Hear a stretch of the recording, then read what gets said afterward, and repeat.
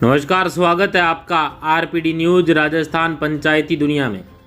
उदयपुर जिले की कुराबड़ पंचायत समिति की ग्राम पंचायत परमदा के वर्तमान सरपंच शिवलाल मीणा के साथ पंचायत में किए गए विकास कार्यों एवं पंचायत की समस्याओं से संबंधित मुद्दों पर चर्चा की गई।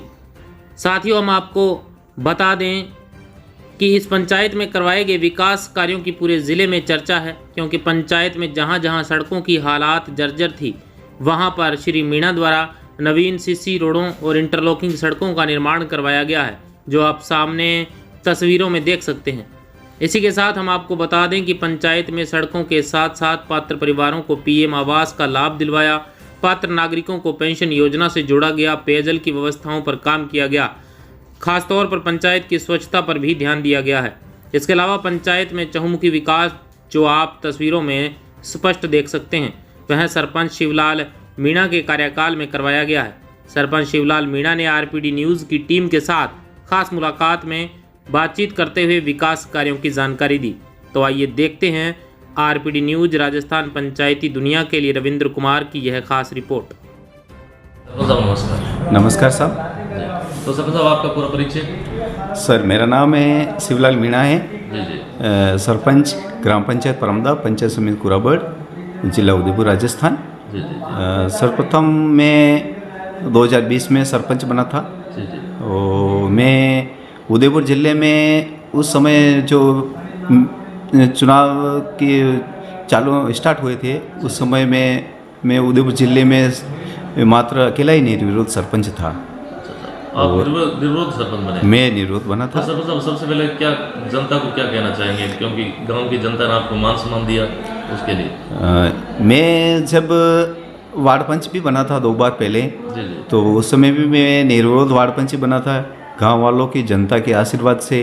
क्योंकि मैं हमेशा जनता के साथ में उनके छोटे मोटे जो भी काम होते हैं, उसके किसी भी काम के लिए मैं हमेशा जनता के साथ में जुड़ा रहता हूँ। जनता की जो भी जनता के काम होते हैं उसको मैं हमेशा तत्परता से करवाता हूँ। और राज्य सरकार जो भी स्कीम है, स्कीम योजनाओं के बारे में जनता को जानकारी से अवगत करवाता हूँ।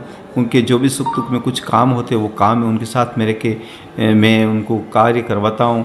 इसी से मुझे निर्विरोध सरपंच भी बनाया। उसके बाद में लोगों ने मुझ पर भरोसा जताया। मेरे सामने और भी कई उम्मीदवार थे, लेकिन उनसे बेहतर मुझे समझा ग्राम पंचायत वासियों ने कि ये भाई अपना सरपंच बन जाए तो अपना काम अच्छी तरह से निभा सकेगा, करे तो कर सर, अब सकेगा। आपके जैसे 4 वर्ष लगभग पूर्ण होने जा रहे हैं। जी सर। तो किस प्रकार से काम हुए मोटे तौर पर? सर, जिस तरह मेरा 4थे वर्ष का कार्यकाल है, मैंने ऐसे गाँवों में भी काम की जो भारत आज़ाद 1947 में भारत आज़ाद हुआ था, उसके बाद में अभी तक किसी सरपंच या किसी ने वहाँ पर उस गांव में काम नहीं करवाया था। उस गांव में मैंने कम से कम भी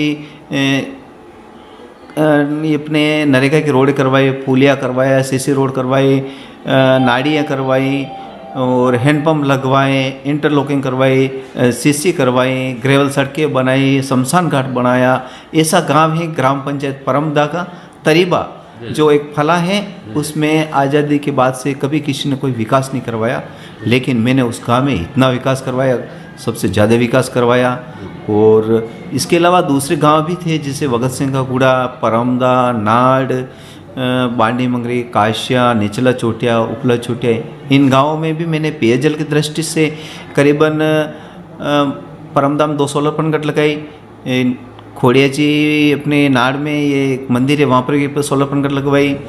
और अपने नवल सिंह जगुड़ा में लगी, बांडी मंगरी में लगवाई थी। वो बांडी मंगरी वाली किसी कारणवश थोड़ी सी डैमेज हो गई।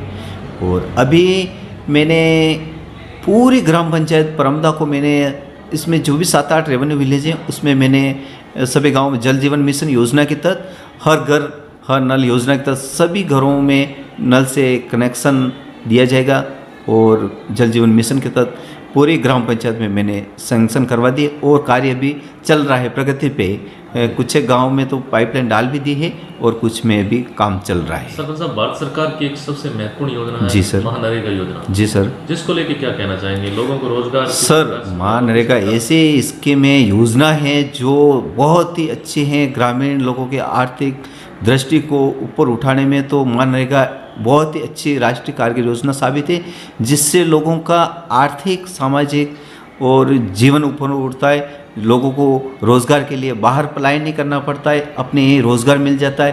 प्रति परिवार को 100 दिन 100 डेज रोज़गार की गारंटी होती है सरकार की तरफ से, और हम भी पूरा प्रयास करके हर परिवार को 100 दिन की जो राष्ट्रीय रोज़गार गारंटी योजना है उसमें हम 100 दिन योजना कार्य के लिए हम 100 डेज योजना के तहत उनको हम रोज़गार देते हैं। और अभी भी हमने हमारी ग्राम पंचायत में कम से कम इस साल में मार्च 2025 तक हमें इस साल के 100 डेज करवाने होते हैं। 31 मार्च 2025 तक 100 डेज करवाने होते हैं इस साल के 24 के।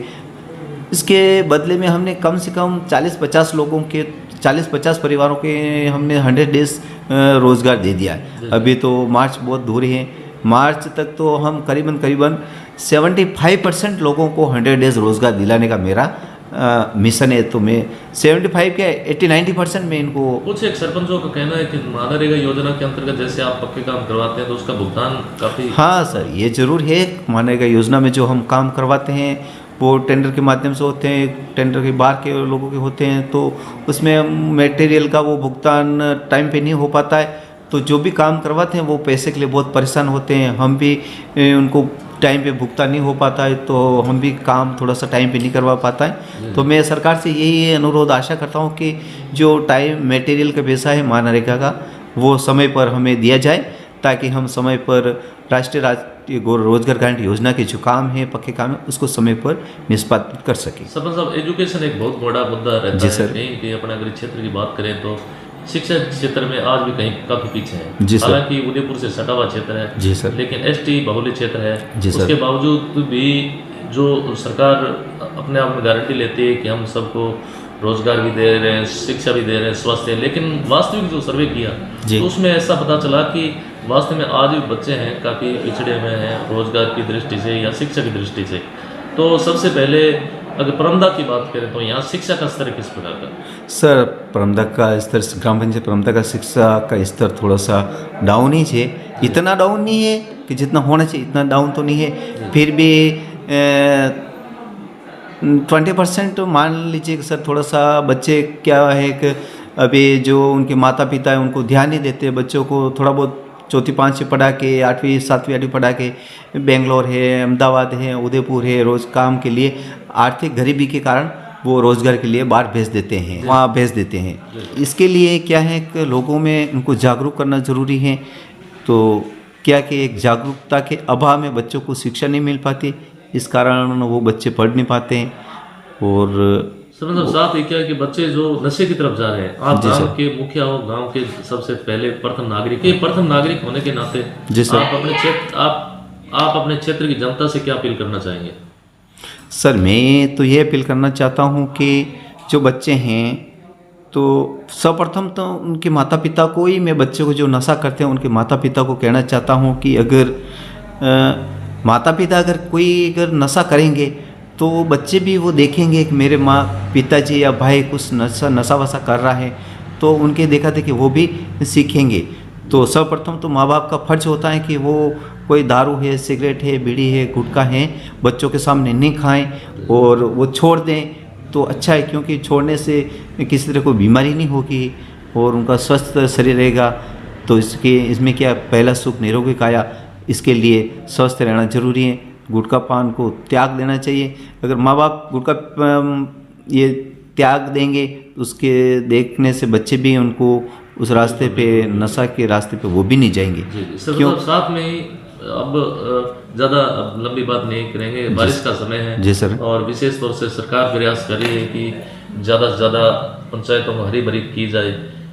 तो उसके लिए अपने क्षेत्र की जनता से, अपने गांव की जनता से क्या अपील करना चाहेंगे? सर, अभी हरियाणा और राजस्थान अभियान के तहत हमने हर प्राथमिक माध्यमिक विद्यालयों में वृक्षारोपण का कार्य भी किया, और इसके अलावा हमने ग्राम पंचायत स्तर से जो अपने तरीबा हनुमान जी हैं, यहाँ पर हमने ग्राम पंचायत प्रमदा की तरफ से हमने 100 ट्री गार्ड लगाए और 100 ट्री गार्ड लगाए, उसमें 100 पौधे लगा के हमने अंदर बोए। तो मैं मानता हूँ कि जो ट्री गार्ड लगाए थे उसमें 100 पौधे बोए थे, वो मैं गारंटी के साथ दावा करता हूँ कि 100 ही पौधे पूरे चल जाएंगे। क्यों चलेंगे? कि उसके ट्री गार्ड लगाया हुआ है, तो कोई भी जीव जंतु उसको खा नहीं सकेगा, कोई जानवर काट नहीं सकेगा। और वो 100% चल जाएगी। समय समय प्रोत्साहित भी करते रहते हैं और वृक्षारोपण। मैं उसके लिए टैंकर से पानी देना, उसकी सार संभाल करना, देखभाल करना, वो काम मैं हमेशा ही करता रहता हूँ। जी जी, धन्यवाद सरपंच साहब, समय दिए उसके लिए बहुत बहुत धन्यवाद। जी सर, नमस्ते सर।